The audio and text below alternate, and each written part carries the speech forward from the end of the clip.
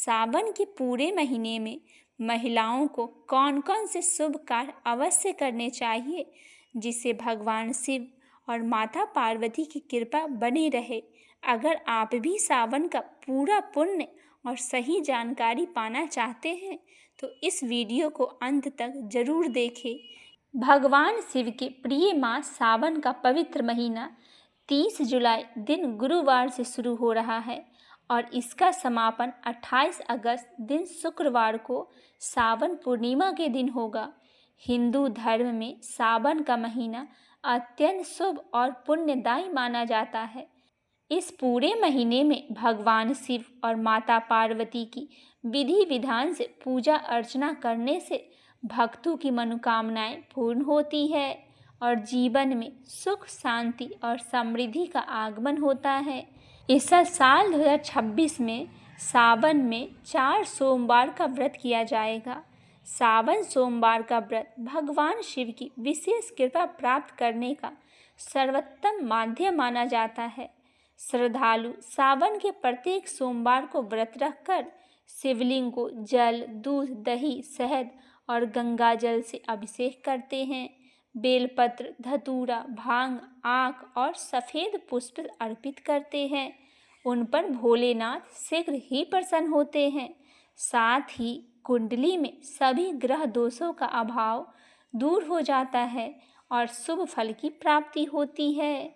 सावन में पहला सोमवार होगा 3 अगस्त को, दूसरा सोमवार का व्रत रखा जाएगा 10 अगस्त को, तीसरा सोमवार का व्रत रखा जाएगा 17 अगस्त को और आखिरी सावन सोमवार का व्रत रखा जाएगा 24 अगस्त को।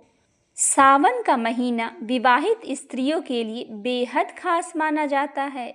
इस महीने में महिलाएं शिवजी की पूजा करके अपने पति की दीर्घायु का आशीर्वाद प्राप्त कर सकती हैं और अपने लिए अखंड सौभाग्यवती रहने का सुख प्राप्त कर सकती है। शास्त्रों में सुहागिन महिलाओं के लिए सावन से जुड़े कुछ नियम बताए गए हैं। आइए जानते हैं क्या है ये नियम और क्या है खास बातें। सावन के महीने में महिलाओं को रोजाना शिवजी की पूजा करनी चाहिए और कम से कम हर सोमवार को व्रत करना चाहिए। रोजाना सुबह स्नान के बाद शिवलिंग पर जल चढ़ाए और उसके बाद पंचामृत से स्नान करवाए, फिर अक्षत, फल, फूल चढ़ाए। भगवान शिव की पूजा में सबसे जरूरी माना जाता है बेलपत्र।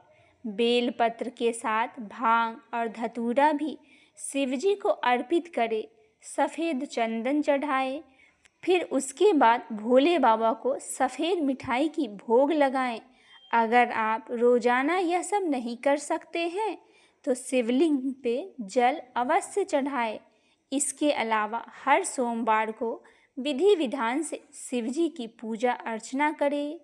हरी चूड़ियाँ पहने। हरा रंग खुशहाली के साथ साथ सावन का प्रतीक भी माना जाता है। इस मौसम में चारों ओर हरियाली बिखरी रहती है और प्रकृति भी हरे भरे पेड़ पौधों की हरी चादर ओढ़े रहती है। इसीलिए हरे रंग को खुशहाली से जोड़ कर देखा जाता है। इस महीने में सुहागिन महिलाओं को अपने हाथ में हरी हरी चूड़ियाँ जरूर पहनने चाहिए। काले कपड़े सावन में ना पहने। जहाँ तक संभव हो तो सुहागिन महिलाओं को सावन के महीने में काले कपड़े नहीं पहनना चाहिए। काला रंग अशुभता का प्रतीक माना जाता है और कहते हैं यह रंग सुहागिन महिलाओं के लिए नहीं होता। सावन के महीने में विवाहित महिलाओं को पैरों में बिछिया, पायल जरूर पहनना चाहिए।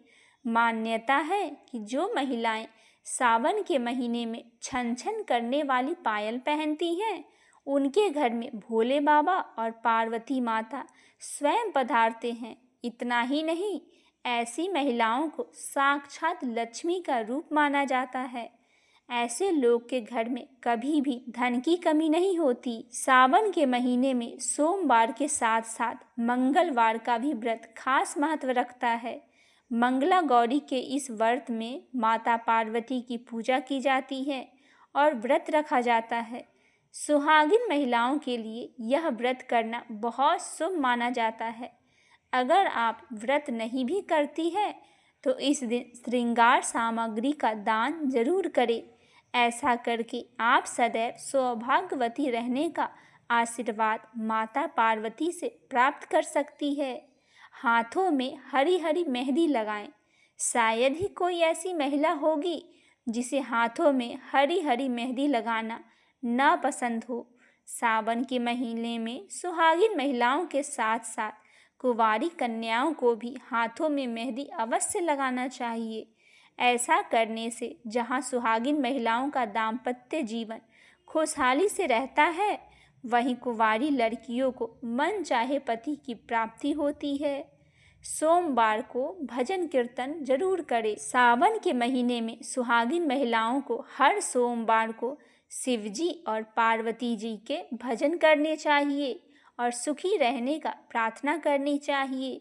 भगवान शिव और माता पार्वती थोड़ी सी पूजा करने पर ही अपने भक्तों पर प्रसन्न हो जाते हैं और उन्हें सदैव सुखी रहने का आशीर्वाद भी देते हैं।